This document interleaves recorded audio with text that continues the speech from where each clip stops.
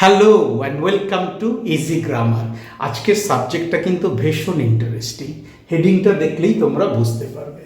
Contractions of commonly used phrases. Phrase কি? Phrase হচ্ছে শব্দগুচ্ছ, আর contraction শব্দের অর্থ হচ্ছে সংক্ষেপণ বা সংক্ষিপ্তকরণ। তা আমরা যখন দুটো শব্দ সংক্ষেপে উচ্চারণ করি তখন তাকে বলা হয় কন্ট্রাকশন। যেমন আই অ্যাম, আমরা উচ্চারণ করি কিভাবে? I am. আর নট, তাকে উচ্চারণ করি কিভাবে? আরন্ট। ইজ নট উচ্চারণ করি কিভাবে? Isn't.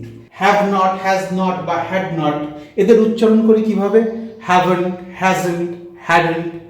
Should not, would not, could not, এদের উচ্চারণ করি কিভাবে? Shouldn't, wouldn't, couldn't. এরকমভাবে কেন আমরা এই কন্ট্রাকশনসগুলো ব্যবহার করি?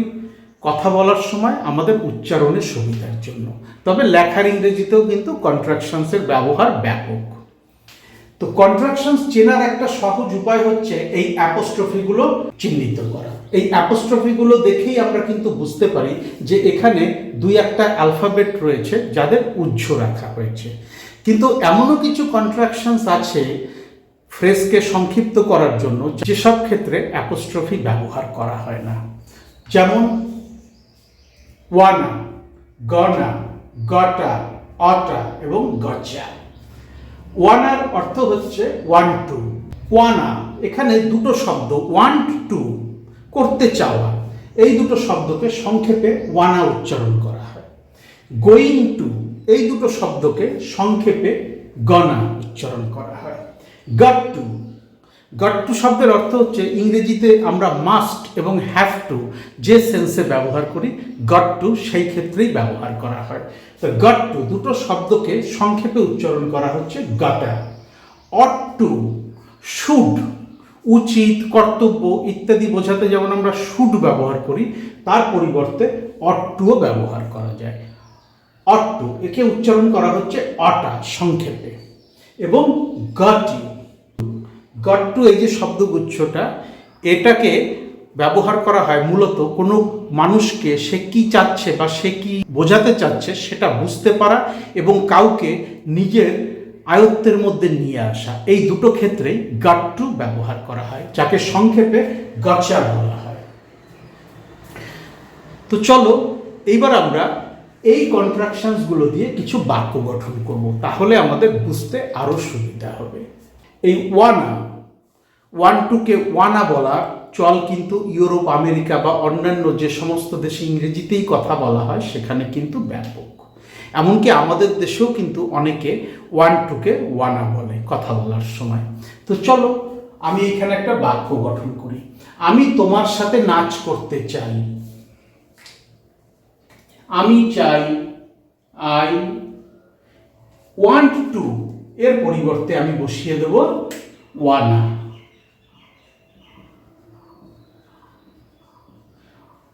এই ওয়ানা কন্ট্রাকশনের অর্থ হচ্ছে ওয়ান্ট টু, আমি চাই। কি করতে চাই? নাচতে চাই। I wanna dance.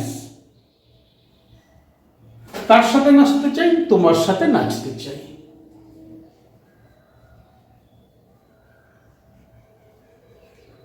I wanna dance with you. তোমরা সম্ভবত জানো 1987-এ একটা গান রিলিজ হয়েছিল হুইটনি হাস্টনের, I wanna dance with somebody, খুব হিট করেছিল আমাদের সময়। তো সেইভাবেই আমি একটা বাক্য গঠন করলাম, I wanna dance with you. এর অর্থ হচ্ছে I want to dance with you, আমি তোমার সাথে নাচতে চাই। Gonna, going to. Going to আমরা ব্যবহার করতে পারি ফিউচারে কিছু ঘটবে বা ঘটতে চলেছে এমনটা বোঝাতে। আমি মিটিং অ্যাটেন্ড করছি না। আমি মিটিং অ্যাটেন্ড করছি না বা আমি মিটিংয়ে যোগ দিচ্ছি না। I am not গনা attend the meeting. I am not গনা attend the meeting, অর্থাৎ কিনা I am not going to attend the meeting. এই গোয়িং টুকেই আমি সংক্ষেপে গনা বললাম।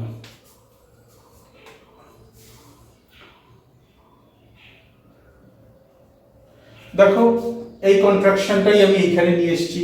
আই অ্যামকে অ্যাম উচ্চারণ করলাম। আমি যাচ্ছি না,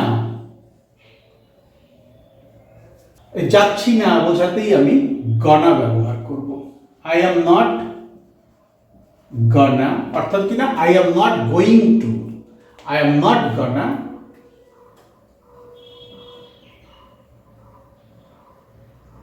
attend the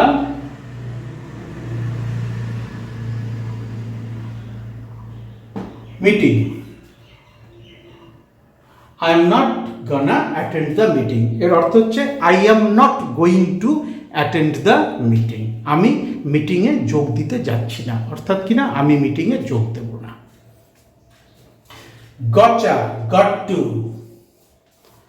আমাকে এখন যেতে হবে, আমাকে এখন যেতে হবে। গট টুর অর্থ হচ্ছে মাস্ট অথবা হ্যাঁ, কিছু একটা করতেই হবে, এমনটা বোঝাতেই গট টু ব্যবহার করা হয়। তো আমি এখানে বললাম আমাকে এখন যেতে হবে, I got to go now, I got to go now.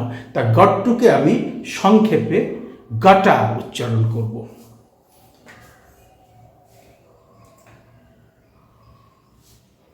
I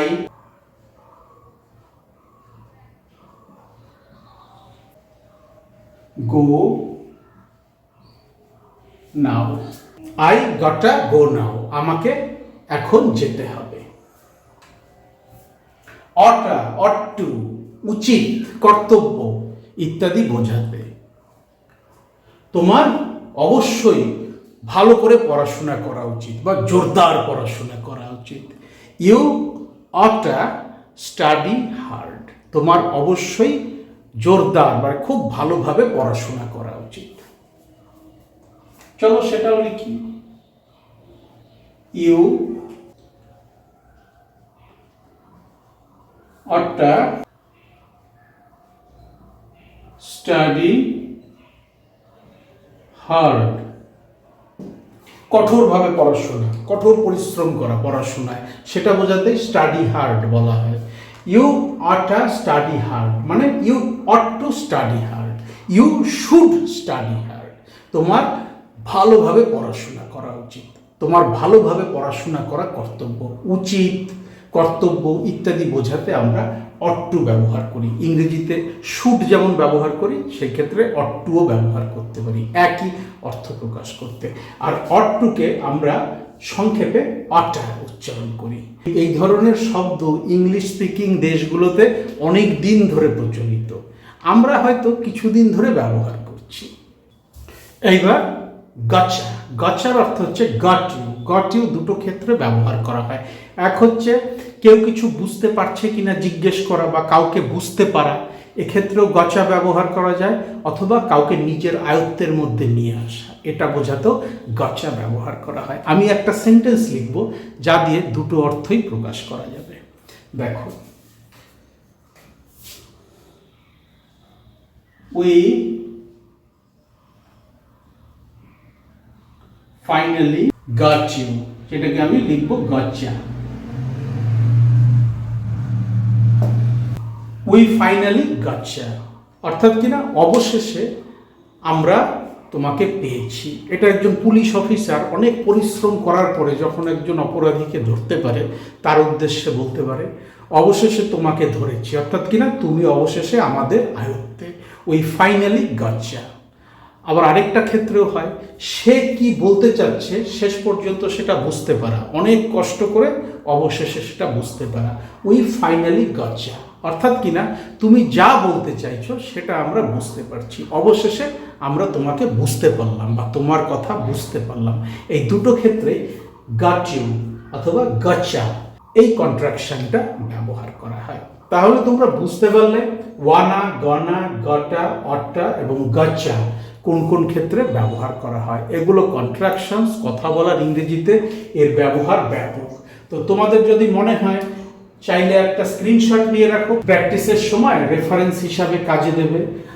আর সেই সাথে নিজেদের ভেতরেও এই কন্ট্রাকশনগুলো দিয়ে কথা বলার চেষ্টা করো। ভীষণ ইন্টারেস্টিং, ভীষণ মজাদার। আর কোথাও যদি মনে হয় কঠিন, কঠিন কিচ্ছু নেই এর মধ্যে। যদি তবুও মনে হয় কোথাও কঠিন লাগছে, আমার ভিডিওর কমেন্ট সেকশানে লিখে জানাও। ডেসক্রিপশন বক্সে আমার ইমেল অ্যাড্রেস দেওয়া আছে, চাইলে সেখানেও যোগাযোগ করতে পারো। Thank you so much for your time and attention, and have a nice day.